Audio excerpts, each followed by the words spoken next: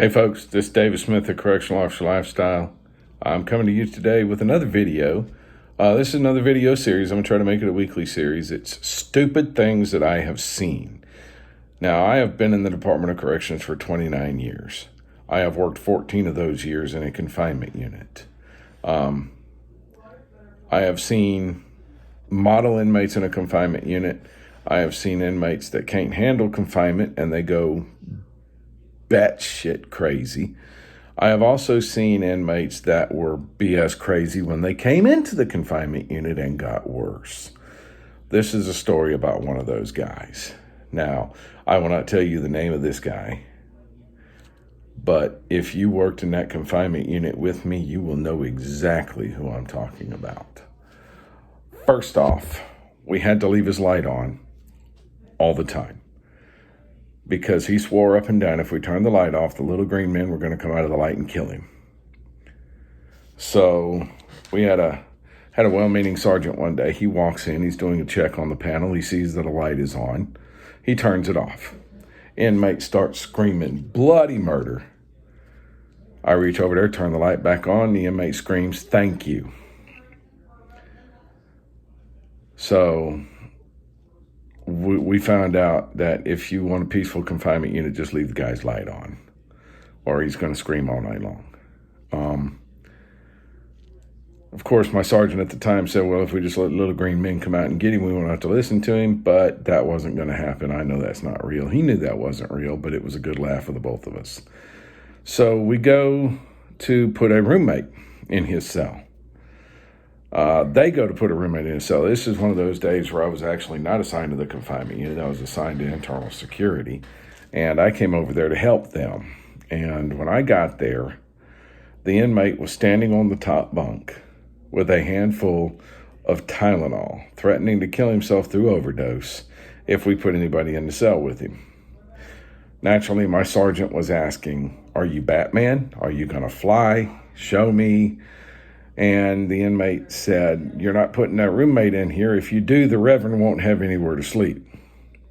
He was in the cell by himself. His imaginary roommate was a Reverend. And if we put anybody in the cell with him, then the Reverend wouldn't have a bunk to sleep on. So that's some of the stupid things that I have seen. That's one stupid thing that I have seen.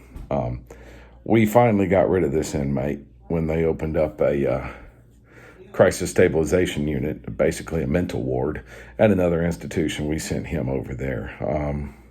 Very, very, very happy to have been rid of that one. The inmate that we were putting in his cell was actually one of our management problems. And when I showed up on scene, this management problem of an inmate looked at me and pleaded, Officer Smith, please don't make me go in that cell with that crazy inmate. So yeah, that's some of the crazy stuff that I have seen. That was one of the more harmless ones. That was one of the ones that he was more comical than he was ever going to harm himself. Naturally, we took the threat of suicide seriously. We pulled him out of the cell. We had him looked at.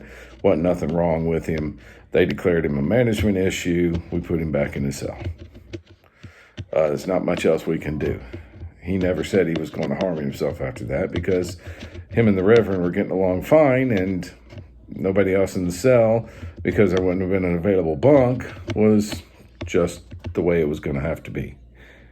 Folks, that's all I got for this video. As always, if you like the video, make sure you hit the like button. You want to see more, hit the subscribe button. If you leave me a comment, I'll do what I can to answer it. And if you want to see more videos of this kind, ring the bell for notifications when I post new videos. Now, there is no place for domestic violence in this world. If you are the victim, or you know the victim of a domestic violence situation, 1-800-799-SAFE. That is a domestic violence hotline, 1-800-799-7233.